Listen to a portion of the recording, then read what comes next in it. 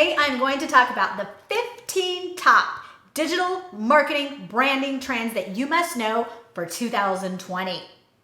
My name is Pam Moore, and I am the CEO and founder of Marketing Nuts, a training and consulting agency. We focus on helping small business all the way up to enterprise brands understand these technologies, leverage them in a way that helps build their teams, empowers their people, and connects them with their audience. We love brand storytelling and connecting humans through technology, because no matter how overwhelmed you may be with all these technologies, the only guarantee we have is change.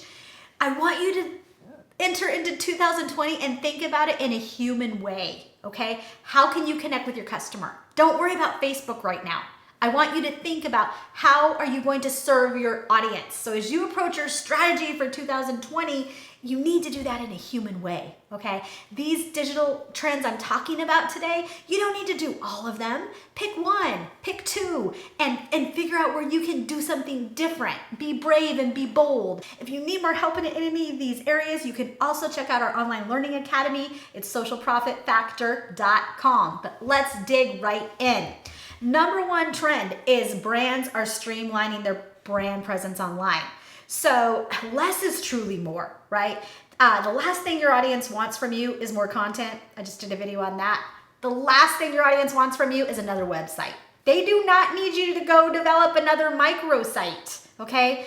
Less is more. So if you have all these disparate systems out there, you need to think about how can you streamline, right? That's why we're moving and we're streamlining. That's why I'm using the domain pam.online, where I have one place that I can send people to. I'm taking our podcast where we used to publish the show notes, my Social Zoom Factor podcast, and I'm putting all those episodes, the written form and the show notes for those on our Marketing Nuts agency site.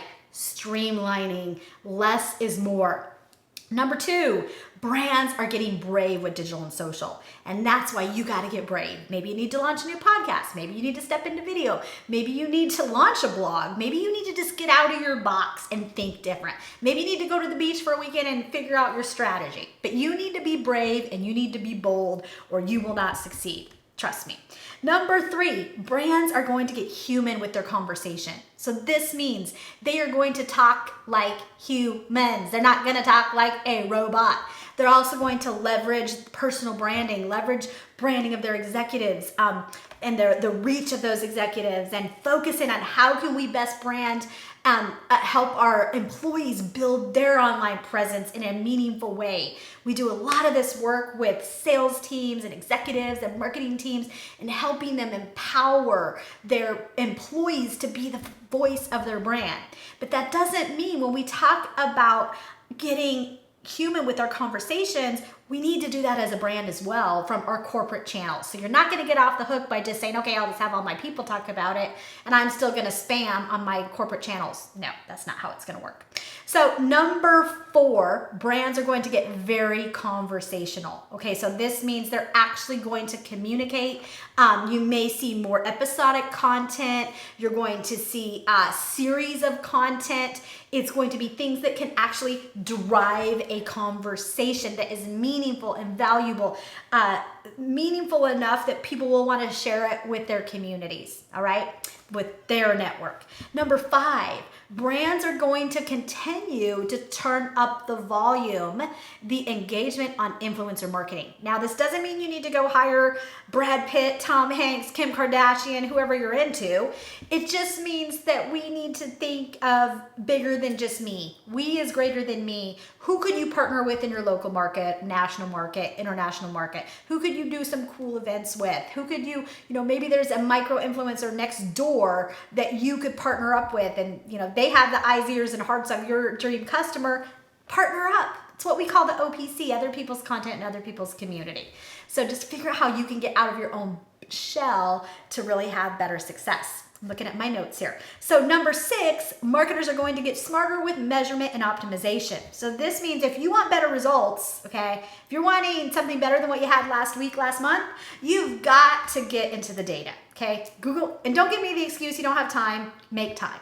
Don't give me the excuse you don't have money, it's free, okay? If you have a blog, you have a website, go hop on Google Analytics, and it's a gold mine to optimize your whole online persona and brands and websites. So Google Analytics will tell you demographics, behaviors of people. You can dig into data and see where are they bouncing out, where are they staying. Facebook Insights is amazing. LinkedIn has insights for you. Twitter, Instagram. I mean, the list goes on. You gotta get geeky with the data. Number 7, voice search. Okay, you have an Alexa? If you have an Alexa, ask Alexa, hey Alexa, can you play the Social Media Zoom Factor podcast? And guess what? Alexa will play my podcast for you.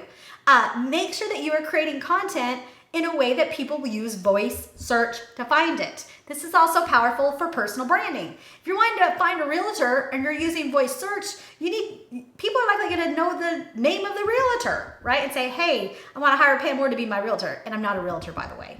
And just a side note, I went to Starbucks the other day and some lady told me, hey, me and my husband were talking. We decided that we're going to hire you as our realtor. I laughed out loud. I was like, I'm not a realtor. She's like, oh my goodness, I thought you were a realtor. I was ready to hire you. But it's because I go through there every day. I communicate with them. I laugh with them. And, there's other parts to this story. But my point is, I connected with them as a human and they wanted to hire me for something I didn't even do. Okay? And then I told her I did marketing. She thought, well, what do you do? I'm like, well, I do marketing. She's like, well, I'd like to hire you for marketing then. So her husband has a business. So we want to do that same thing when it comes to search. You want to be known by name for what you actually do, right? And so if you want to hire a realtor, you want to go ask for the guy, right? Maybe it's Brad Houchin. Brad, you're getting a major shout out on this video. He's one of our neighbors who's a realtor. He does lots of other things. But if I wanted to hire a realtor, he's probably who I would hire. And if I was doing a voice search, that's what I would say. Hey, Alexa, find me Brad Houchin. That's how I would find him if I was asking Google. So voice search, got to do it. And that's not going to happen overnight. You're not going to figure out voice search overnight by yourself. If you've never done these things, you'll probably need to hire somebody and probably have a crawl, walk, run to really being successful with that. So just so you know, it's not something that's going to happen like that. Number 8 is video is going to take a front and center stage. So just like you're still watching this amazing video that's hopefully providing you amazing value, you need to be doing video. Okay, so if you were just sitting here on YouTube thinking, oh, I need to do more video, but all you ever do is watch video, shift that time and now go create video. At some point, you just got to do it.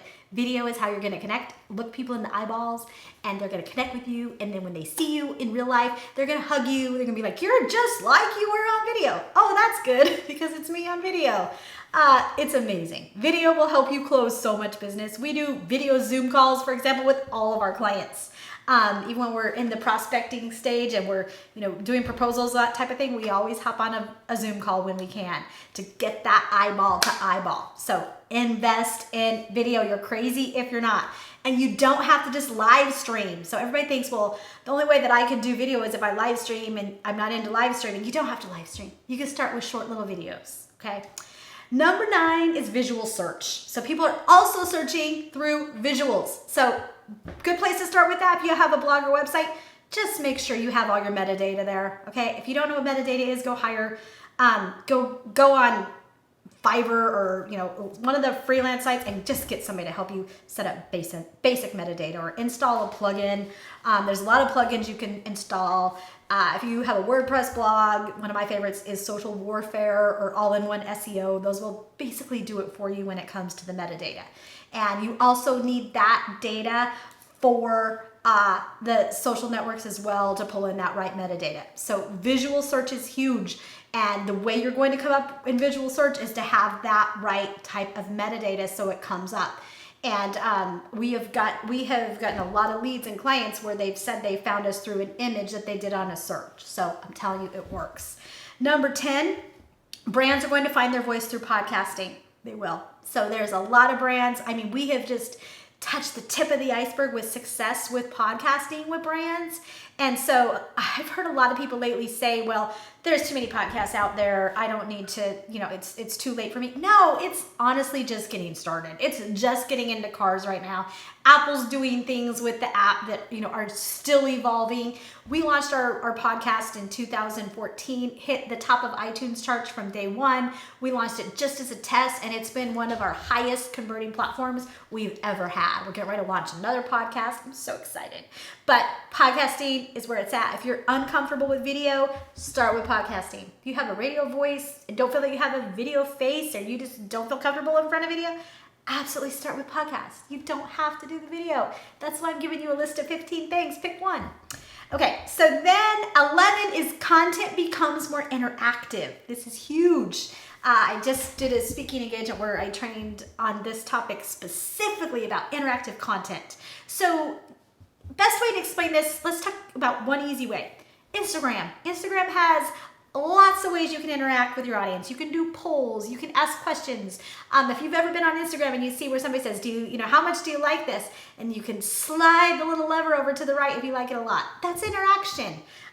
If you're on any of these social networks, Twitter, Facebook, LinkedIn, you can just ask questions. Leverage the features that are in there, but engage your audience. Leverage micro content.